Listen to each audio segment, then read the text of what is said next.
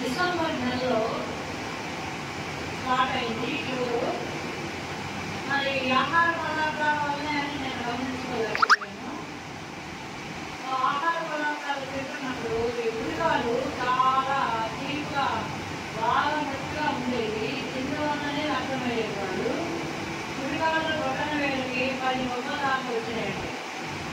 ఒక బొక్క వస్తేనే హాస్పిటల్ అడ్మిట్ అవ్వమంటున్నారు. 10 బొమ్మలు రసిక కారుకుంటూ చీము కారుకుంటూ రక్తం కారుతూ ఉంది. చాలా రక్తం పోయింది ఒక రాత్రి. ఏమవుతుంది స్మెల్లింగ్ ఏమవుతుందో ఇది అంటే కొంతమంది అన్నారు ఇది ఫ్రంట్ క్యాన్సర్ అన్నారు.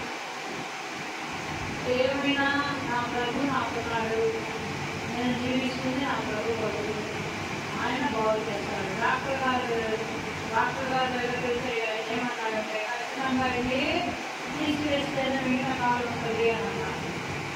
కుడికాలు బొటన వేడి ఎంతో ప్రయాసపడి నేను బ్రతకాలి, నా ప్రభు కొరకు నేను బ్రతకాలి. కాబట్టి ఈ బొటన వేడి తీసివేస్తే ఇక మిగతా అంతా పట్టేసుకున్న పోతారు.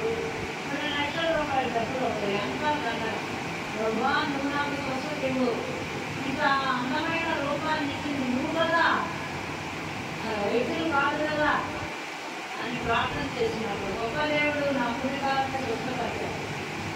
సాధారణ నాకు ఎలా దర్శనం చేయించిందంటే కుడికాలు పై కాడ నుంచి బట్ట కాడ నుంచి మొత్తం ఒక బుధం మీద పెట్టుకొని ఎంత ఉన్నాడు పైన. అంటే అంతా తీసేస్తారని నాకు భయపడుతుంది చెప్పింది అన్నమాట. అయినా నేను నా విశ్వాసాన్ని నేను వదలలేదు. ప్రభు ఉన్నాడు, నాకు స్వస్థపరుస్తాడని నిరీక్షణ కలిగి ఉన్నాను. తర్వాత కొంతకాలానికి సరే ఈ షుగర్ తగ్గిపోయింది కదా అని కొద్దిగా తింటాం మొదలుపెట్టారు. ఎడమ కాలుకి కూడా చిన్న యానలాగా వచ్చింది, అది నొప్పి కొడుతూ ఉంది. ఎంత నొప్పి కొడుతుందంటే కాలు పాదం కింద మోపనంతగా నొప్పి కొడుతుంది. ఇంకా నేను ఏం చెయ్యాలి? నెల రోజులు కర్ర పట్టుకొని నడిచాను.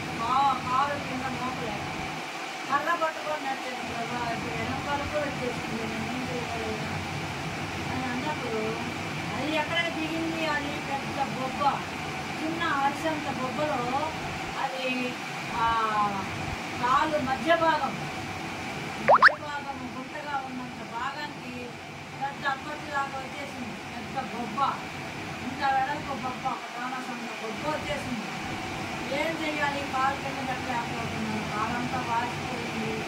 ప్రభు నేను ఏం చెయ్యాలి? నేను డాక్టర్ల చేతుల్లో పెట్టుకోవాలి, ఏదో అంటారే ఇలా కాలు తీయాలంటారే. ప్రభు నేనేం చేసేదయ్యా? ఈ బొబ్బని నువ్వే చితకొట్టు, లేకపోతే నేనేం చేయలేను ప్రభు. నేను ఆసుపత్రిగా వెళ్ళను, డాక్టర్ల చేతులు పడను, నేనేం చేస్తాను అని చాలా భయపడిపోయాను. అప్పుడు నేను పెద్దగా ప్రభుని అడిగాను, ప్రభు ఈ బొబ్బను నువ్వు చితగొట్టు, నేను జాగ్రత్తగా ఎట్లా కట్టా ఇంకా జాగ్రత్తగా ఉంటానయ్యా.